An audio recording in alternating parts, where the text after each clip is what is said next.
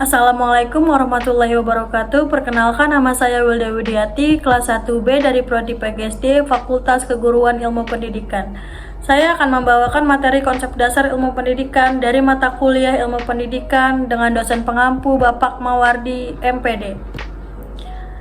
Yang pertama ada hakikat pendidikan. Pengertian ilmu pendidikan. Ilmu pendidikan merupakan sebuah sistem pengetahuan tentang pendidikan yang diperoleh melalui riset. Pengetahuan yang diperoleh melalui riset tersebut disajikan dalam bentuk konsep-konsep pendidikan. Ilmu pendidikan dapat pula dibatasi sebagai sebuah sistem konsep yang dihasilkan melalui riset. Manusia dapat meningkatkan ilmu pendidikan melalui pendidikan formal dan informal. Yang kedua ada unsur-unsur pendidikan. Unsur tujuan pendidikan. Tujuan pendidikan dibedakan atas 5 tujuan, yaitu tujuan umum, tujuan khusus, tujuan sementara, tujuan perantara, dan tujuan insidental. Tujuan umum adalah tujuan yang menjiwai pekerjaan mendidik dalam segala hal waktu dan keadaan. Tujuan khusus adalah penghususan dari tujuan umum. Tujuan sementara adalah karena perjalanan untuk mencapai tujuan umum tidak bisa dicapai sekaligus, dapat ditempuh tahap demi tahap. Tujuan sementara adalah tujuan yang dilihat dapat sebagai alat dan harus dicapai lebih dahulu demi kelancaran pendidikan. Sedangkan tujuan insidensil adalah tujuan yang bersifat sesaat karena adanya situasi yang kebetulan. Yang B ada unsur guru atau pendidik. Unsur pendidik adalah orang yang bertanggung jawab untuk mendidik.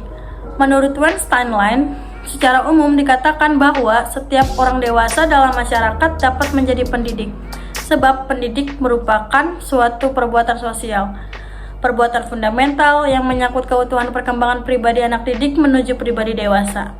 Pedagogik diartikan bahwa ilmu yang mempelajari cara-cara mengasuh anak mencapai status manusia dewasa. Dan kedewasaan dapat diartikan sebagai kemampuan untuk mengambil keputusan mengenai diri sendiri dengan mempertanggungjawabkan kepada dirinya sendiri.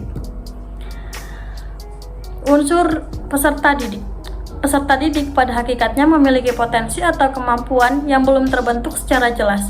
Maka kewajiban gurulah untuk merangsang agar mereka mampu menampilkan potensi tersebut. Para guru dapat menumbuhkan keterampilan-keterampilan pada siswa sesuai dengan taraf perkembangannya, sehingga mereka mampu menemukan dan mengembangkan sendiri. Dalam standar proses pendidikan pembelajaran didesain untuk mempelajarkan siswa. Artinya, sistem pembelajaran menempatkan siswa sebagai subjek belajar. Yang D ada unsur lingkungan.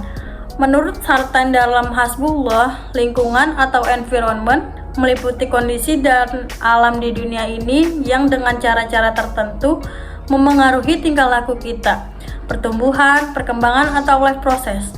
Kecintaan dalam lingkungan harus dipupuk sejak dini. Hal ini yang mampu mendasari kita dalam usaha membuat suatu metode tentang pendidikan lingkungan di sekolah. Yang E ada unsur alat pendidikan.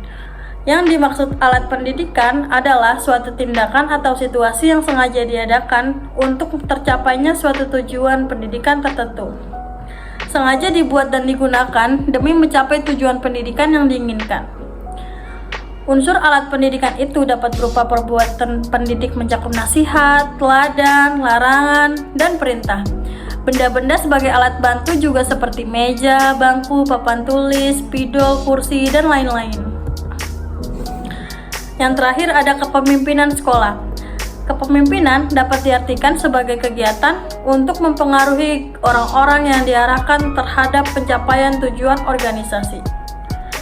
Gaya kepemimpinan merupakan suatu pola perilaku seorang pemimpin yang khas pada saat mempengaruhi anak buahnya. Kepemimpinan yang berkaitan dengan masalah kepala sekolah, perilaku kepala sekolah harus mendorong kinerja para guru yang baik sebagai individu maupun sebagai kelompok.